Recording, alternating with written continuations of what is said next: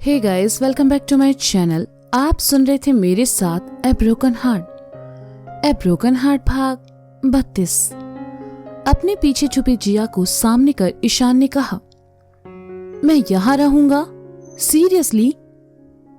क्यों? इस जगह में क्या बुराई है? इसे बस थोड़ा साफ करने की जरूरत है। वैसे भी इस पूरे शहर में तुम्हें बिना किराए का कोई घर नहीं मिलेगा। जिया ने अपने कंधे उचकाते हुए कहा तो ईशान सोच में पड़ गया। इस वक्त ईशान के पास इतने पैसे नहीं थे जिससे वह घर का किराया चुका सके, ना ही उसके पास कोई नौकरी थी। जिया की बात मानने के अलावा ईशान के पास कोई दूसरा रास्ता नहीं था। ठीक है, लेकिन मैं इसकी सफाई अकेले नहीं करूंगा, ईशान ने जिया की तरफ देखकर कहा। तो? जिया ने चौंक कर कहा, तो क्या तुम भी इसमें मेरी हेल्प करोगी? कहते हुए ईशान ने जिया का हाथ पकड़ा और उसे लेकर अंदर चला आया। वो एक बड़े कमरे का छोटा सा घर था जिसमें किचन प्लेटफॉर्म के साथ साथ अटैच बाथरूम भी था। घर खाली था और काफी दिनों से बंद पड़ा था, इसलिए फर्श और दीवारों पर धूल जम चुकी थी।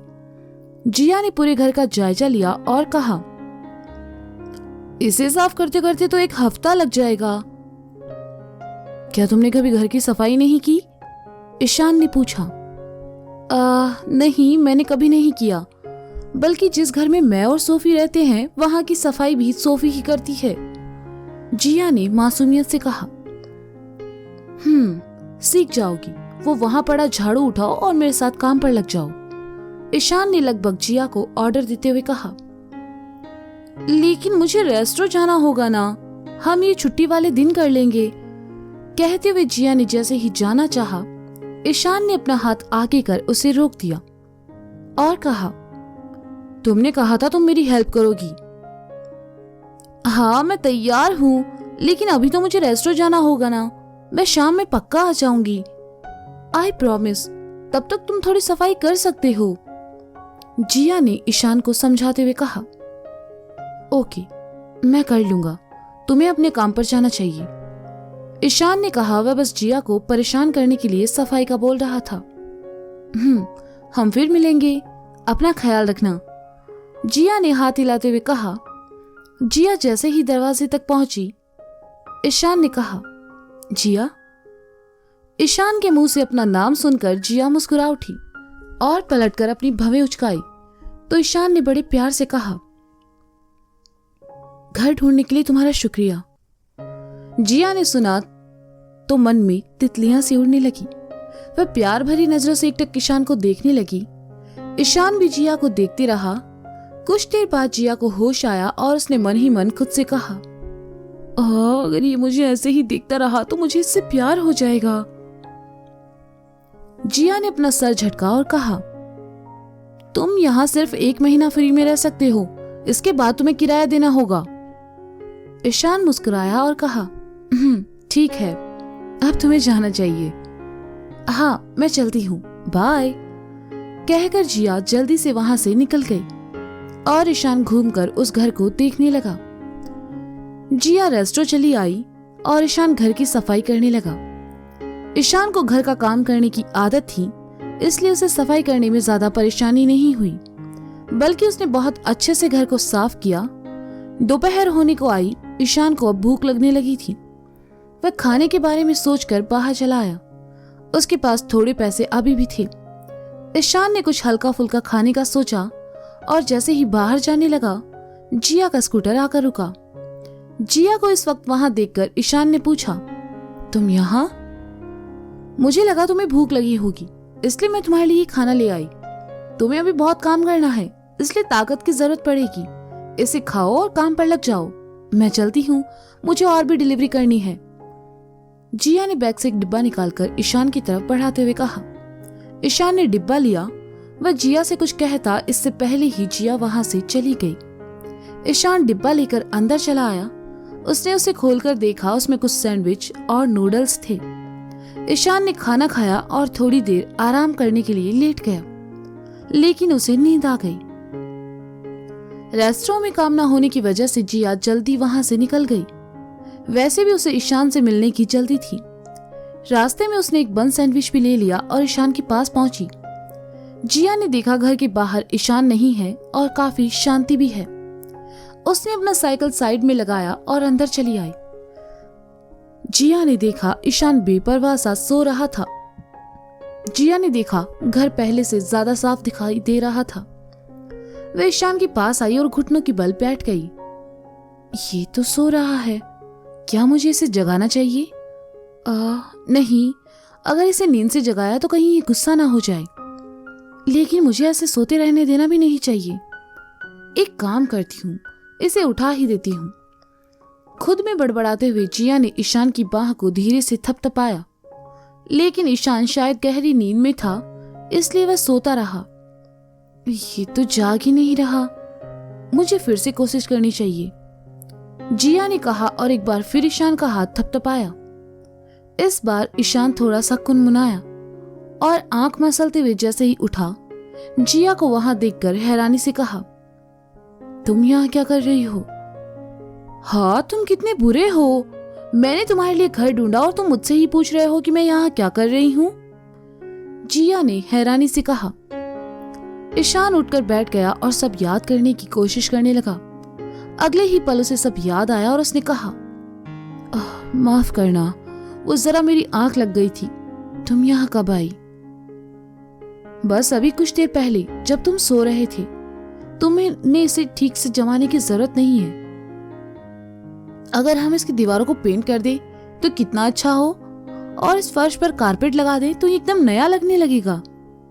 यहाँ और इस खिड़की पर फूलों वाले पर्दे हो, और यहाँ तुम अपना बेड लगाना, जिससे खिड़की से सूरज की रोशनी सीधा तुम्हारे बेड पर आएगी। और यहाँ किचन एरिया में तुम अपना खाने का सामान रखना, और यहाँ इस रैंक में अपने कपड़े, तब ये और भी अच्छा लगेगा। जिया ने कमरे में घूमते हुए कहा। ईशान ने सुना तो थोड़ा उदास हो गया और कहा, मेरा सब सामान लैंडलॉर्ड के पास है, और उसने कहा कि जब तक मैं उसका किराया नहीं चुका देता तब तक वो उसे अपने पास ही रखेगा। मैं अभी उसका किराया नहीं दे सकता, और नया सामान खरीदने के लिए फिलहाल मेरे पास पैसे नहीं है। जिया ने सुना तो उसने महसूस किया कि ईशान इस वक्त कितने बुरे हालातों से लड़ रहा है।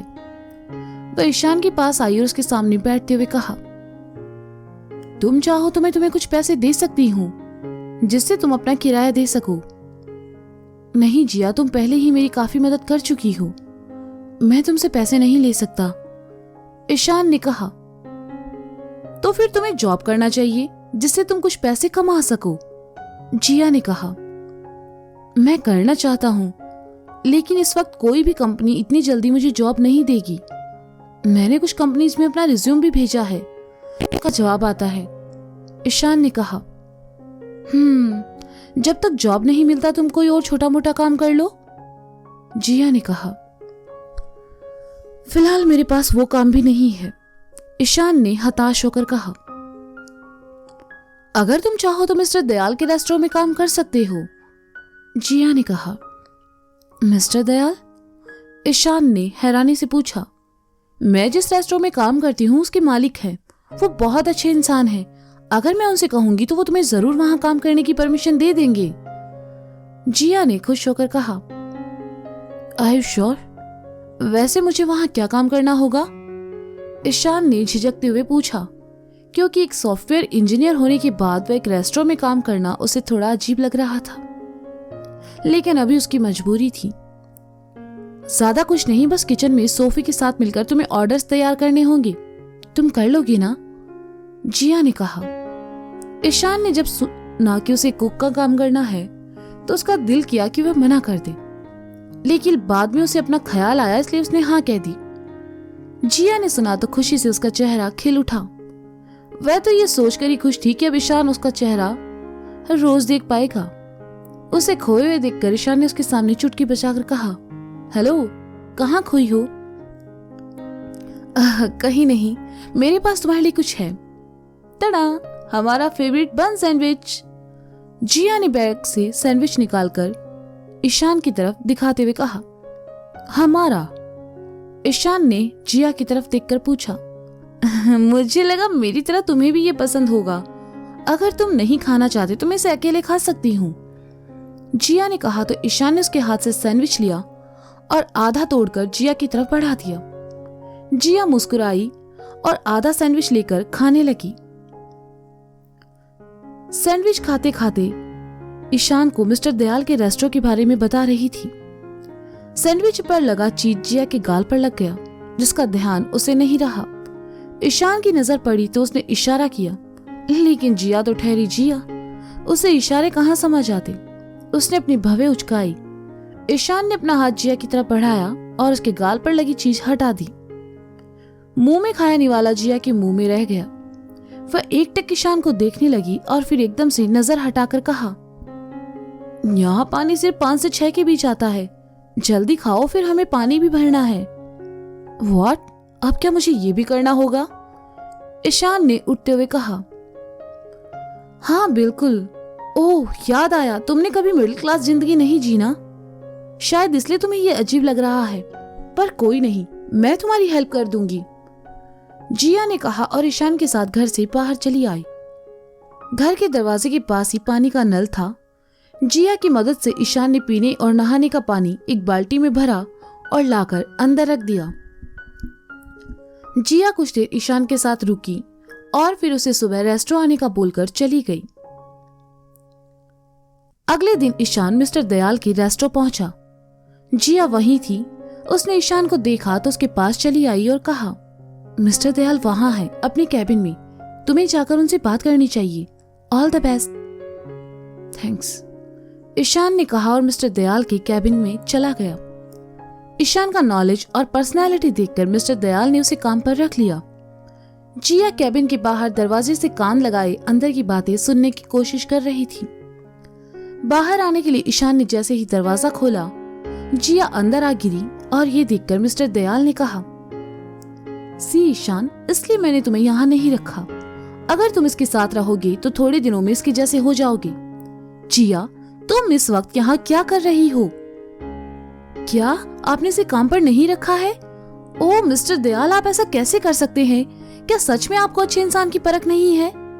वैसे देखा जाए तो आपका रेस्टोरेंट इतना भी कुछ खास नहीं था, लेकिन ये यहाँ काम करने को तैयार हो गया और आप कह रहे हैं कि आप इसे यहाँ नहीं रख सकते। जिया आगे कहती इससे पहले ही ईशान ने उसके मुंह पर हाथ रखा और उसे वहां से ले जाते हुए कहा, आई एम सॉरी सर, इसकी तरफ से मैं माफी चाहता हूँ। मैं आज शाम में आ जाऊंगा। Thank you. ठीक है, मिस्टर दयाल ने कहा। ईशान जिया को लेकर बाहर आया और अपना हाथ उसके मुंह से हटाते हुए कहा, तुम कुछ भी बोलने से पहले अपना दिमाग इस्तेमाल क्यों नहीं करती? लेकिन मिस्टर दयाल ने कहा कि वो तुम्हें यहाँ नहीं रखेंगे। जिया ने ईशान की तरफ देखते हुए कहा, हाँ उन्होंने ठीक कहा। उन्होंने मुझे इस रेस्टोरेंट की बजाय अपने बार में जॉब दी है और मुझे लगता है वो इस रेस्टोरेंट में खाना बनाने से तो काफी बेहतर है। ईशान ने कहा, लेकिन तुम यहाँ काम क्यों नहीं कर सकते? जिया ने उदास होकर कहा, मैं यहाँ काम करूंगा तो तुम अपना काम ठीक से नहीं कर पाओगी और जरूर कोई ना कोई गड़बड़ करोगी।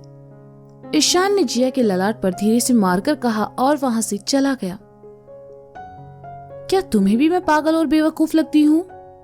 जिया ने ऊंची आवाज में पूछा। ईशान चलते चलते रुका, मुस्कुराया और पलटकर कहा, पहले लगती थी।